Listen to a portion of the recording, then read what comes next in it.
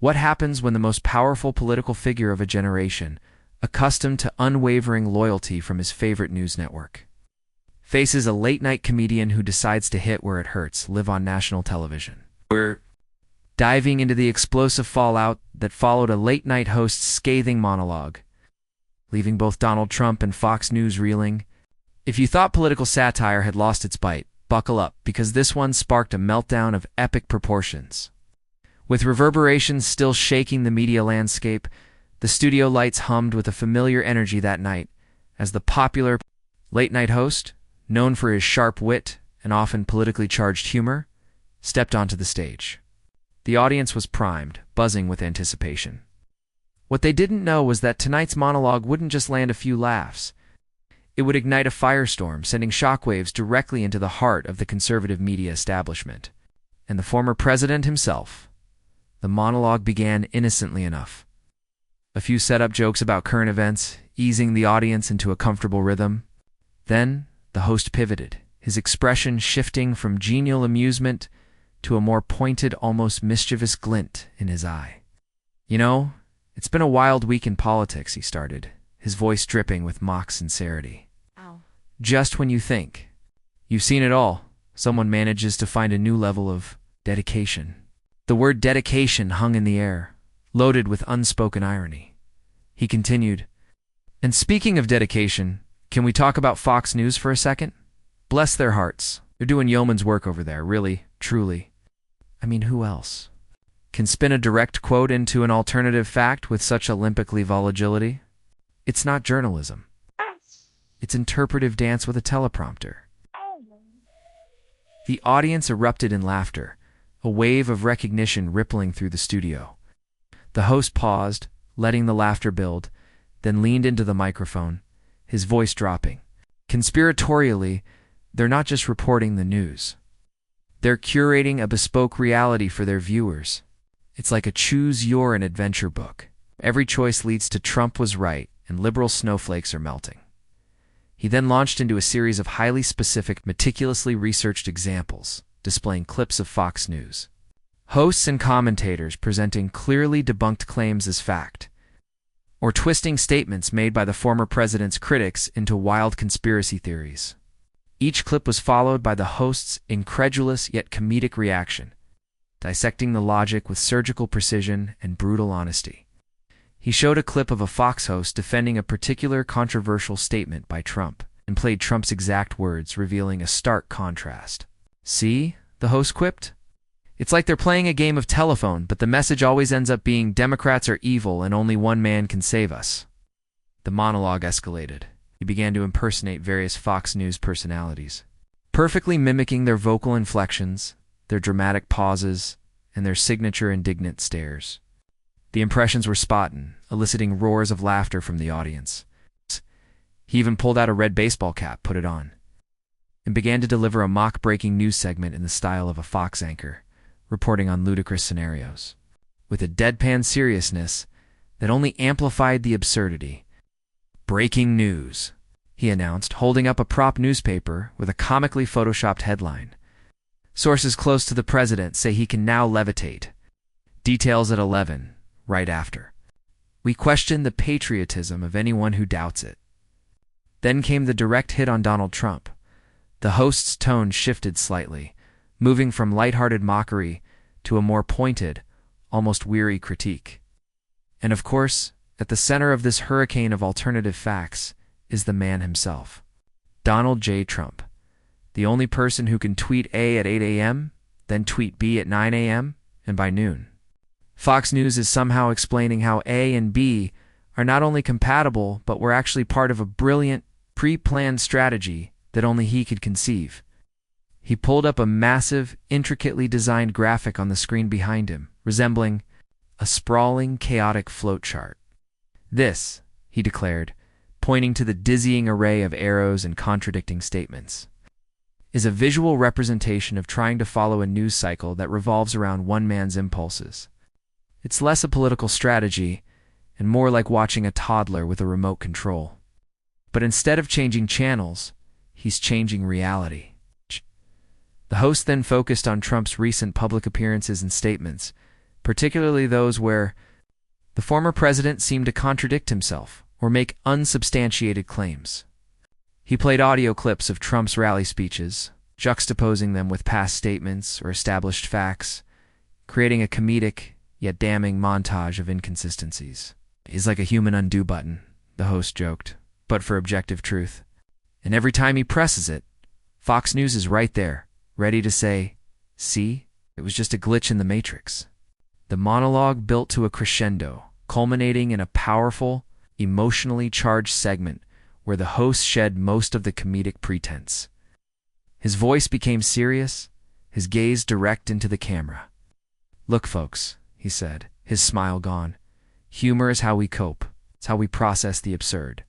But there comes a point where the laughter starts to taste a little bitter. When a major news network prioritizes loyalty over truth, and when a former leader treats reality as a suggestion, it's not just funny anymore. It's dangerous. It erodes trust. It makes it impossible to have a real conversation about the real problems facing this country."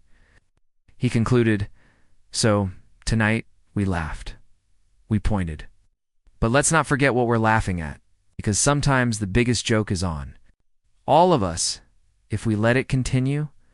The audience applauded, a mix of appreciation for the comedy and a solemn acknowledgement of the underlying message.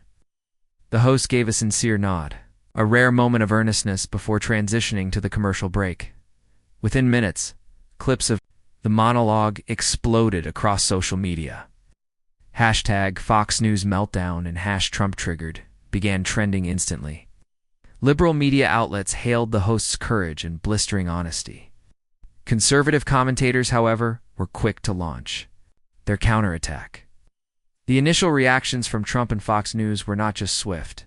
They were volcanic, proving the monologue had hit its intended mark with devastating accuracy.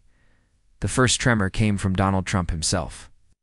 True to form, his response bypassed traditional media channels, opting instead for a flurry of posts. On his own social media platform, tone was exactly what anyone familiar with his past reactions would expect: furious, dismissive, and laden with personal insults. He railed against the low-rated late-night host, labeling him a hack and a loser. He accused the show of being fake news and rigged, a propaganda arm of the Democratic Party. He claimed the audience was paid and the laughter canned. The underlying message was clear.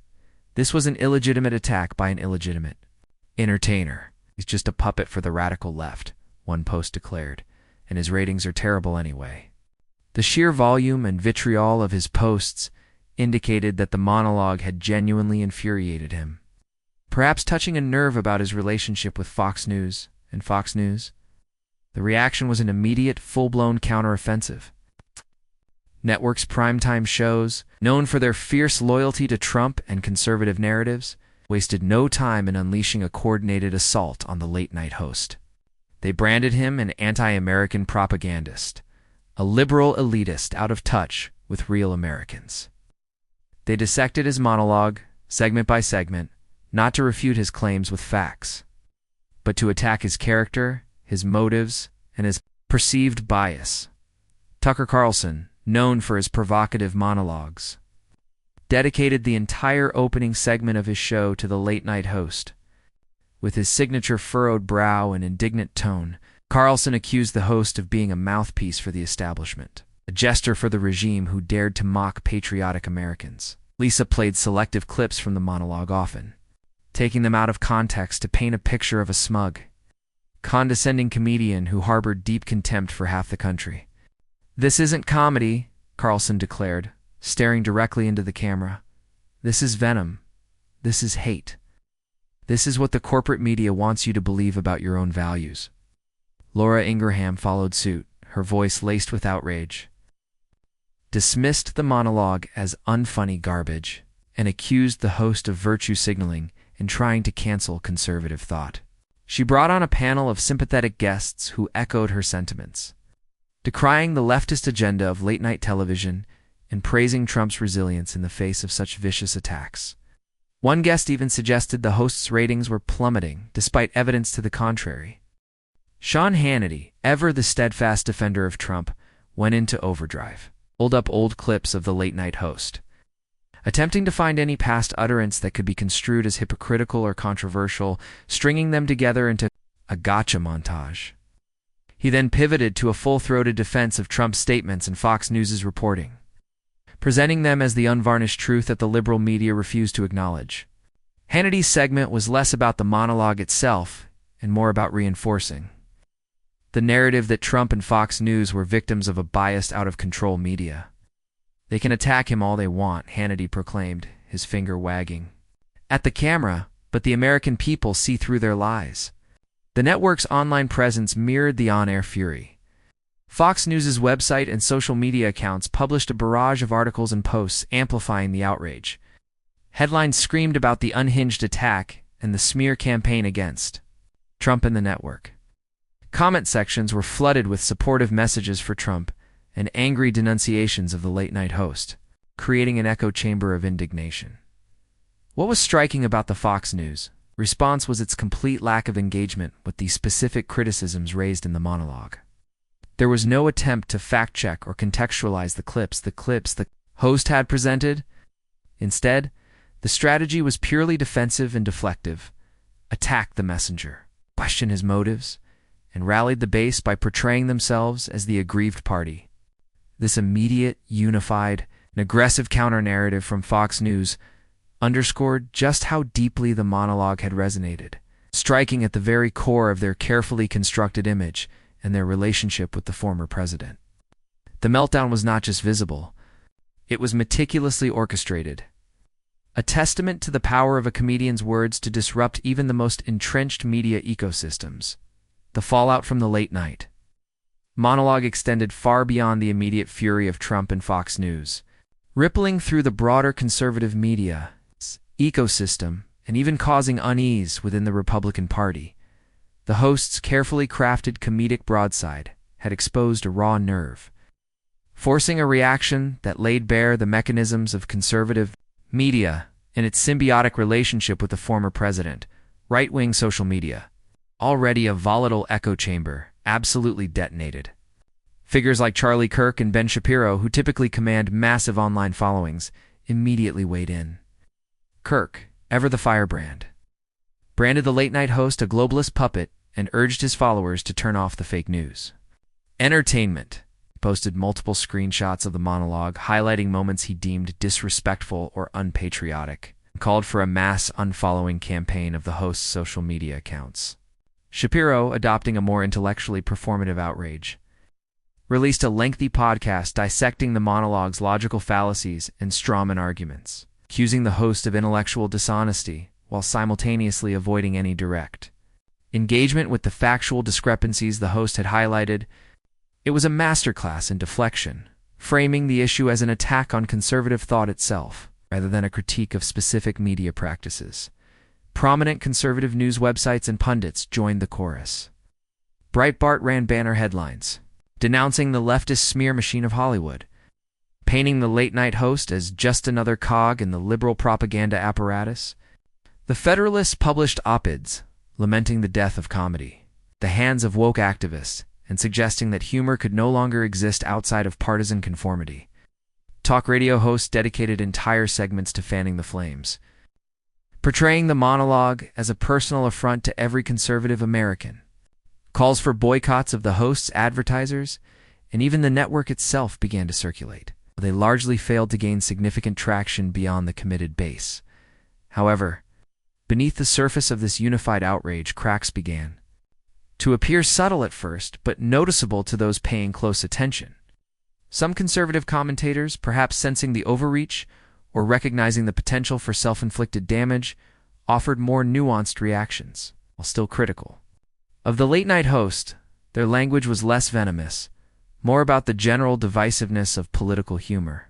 A few columnists in more traditional conservative publications argued that while the host's tone was regrettable, it was imperative for the conservative movement to engage with, rather than simply dismiss criticisms, even if delivered via satire. These voices were quickly shouted down by the more extreme elements, but their very existence hinted at internal discomfort. The most telling reaction, however, came from within the Republican Party establishment itself. While most Republican politicians remained publicly silent, avoiding direct commentary on the late-night clash. Whispers began to emerge from Capitol Hill. Sources close to Republican leadership anonymously expressed frustration with Trump's immediate and explosive reaction, and by extension, Fox News' unwavering amplification of that reaction. There was a sense that the constant meltdowns over perceived slights were becoming tiresome and distracting, pulling focus away from legislative priorities or more strategic messaging. Some strategists worried that the uncritical defense of every Trump utterance, regardless of its factual basis, was alienating moderate voters and independent swing voters, the very demographics needed to win future elections. A veteran Republican strategist, speaking on background to a major news outlet, reportedly expressed exasperation. "Every time a comedian makes a joke, we have to drop everything and declare war. It's not helping. It makes us look thin-skinned and desperate. Fox News needs to realize they're not just playing to the base anymore. These clips go everywhere. When they defend the indefensible, it hurts the entire movement." This was a significant departure from the typically unified front, revealing a quiet discontent simmering beneath the surface of the party. The incident underscored a growing dilemma for Fox News: to maintain its dominant position within conservative media by catering to its most fervent viewers, while also navigating the broader media landscape, where its content is increasingly scrutinized and amplified by opposing forces. The late-night host's monologue, seemingly a simple act of comedic commentary, had inadvertently become a catalyst, forcing conservatives to confront not just the caricature presented, but the underlying realities of their media consumption and political discourse. It was a wake-up call for some, albeit one that was largely ignored by the loudest voices in the room, setting the stage for even more intense clashes in the perpetually inflamed political media ecosystem. The immediate aftermath of the late-night monologue and the subsequent conservative media meltdown was a dizzying whirlwind of accusations, counter-accusations, and an intensification of the already fractured media landscape. For weeks, the incident dominated political talk shows, news analyses, and social media feeds, transforming a comedic segment into a major cultural and political flashpoint. On the one hand, the late-night host saw a significant bump in his viewership and online engagement. His monologue was lauded by liberal commentators as a courageous act of speaking truth to power, a much-needed jolt of reality in a media environment often criticized for being too polite or too afraid to directly confront certain narratives. Journalists who had long been critical of Fox News' editorial slant found vindication in the widespread conservative outrage, arguing that it proved the host had indeed hit a raw nerve. Articles appeared dissecting the psychology of the outrage machine on the right, using the meltdown as a prime example of how perceived slights are amplified and weaponized for political gain. The host himself, while largely refraining from directly addressing the controversy, outside of a few knowing glances and subtle jokes and subsequent monologues, subtly leaned into his newfound status as a lightning rod. His ratings, far from plummeting, as Fox News commentators had predicted, saw a noticeable uptick, especially among younger demographics who appreciated his directness. However, the conservative backlash also solidified, hardening the resolve of Trump's most ardent supporters and reinforcing their belief in a biased liberal media. For them, the late-night host was not a comedian, but an enemy, an emblem of everything they despised about the coastal elite and the establishment. The repeated attacks on Fox News by the host, amplified by Trump's own angry pronouncements, only served to strengthen the bond between the network and its core audience. Many viewers genuinely felt insulted and marginalized by the monologue, viewing it as an attack on their intelligence and their values. This sentiment was expertly exploited by Fox News, which continued to frame the controversy as evidence of the left's contempt for ordinary Americans. The network's narrative became, "They laugh at you because they hate you, and only we understand you." The long-term effects of this incident are still unfolding, but several key shifts are already evident. Firstly, the line between entertainment and political commentary has become even more irrevocably blurred. Late-night hosts, once primarily Satirists are now perceived by many as active participants in the political discourse, their words carrying significant weight and provoking real-world political reactions. This has emboldened some to be even more direct in their critiques, while others grapple with the increased scrutiny and the potential for their humor to be taken as genuine political pronouncements. Secondly, the incident further cemented the divide in media consumption habits.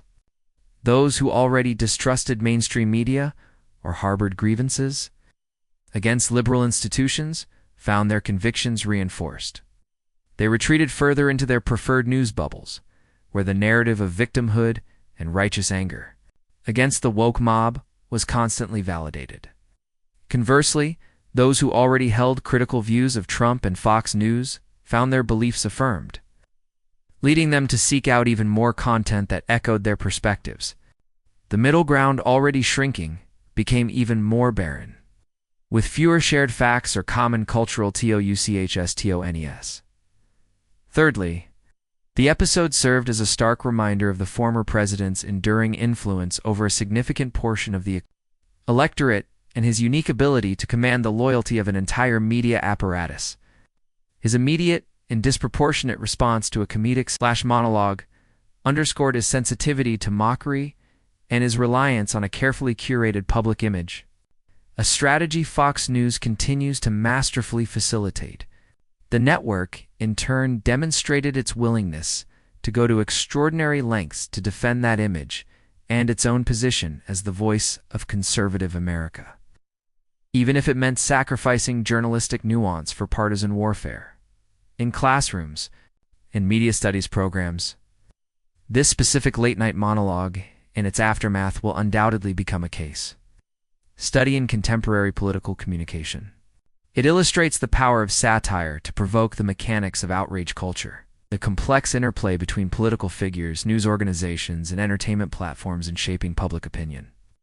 It highlighted how quickly a comedic moment can morph into a national debate, and how deeply entrenched partisan loyalties can dictate reactions, regardless of the initial intent. The incident didn't just cause a meltdown, it illuminated the very fault lines of American society in its media landscape, leaving a lasting impression on how political discourse is perceived and consumed. The reverberations from that single night continue to echo, shaping how we talk about power, truth, and the uncomfortable laughter that often accompanies their collision. It was a moment where the curtain was pulled back, revealing the raw, unscripted drama that truly underpins modern political communication.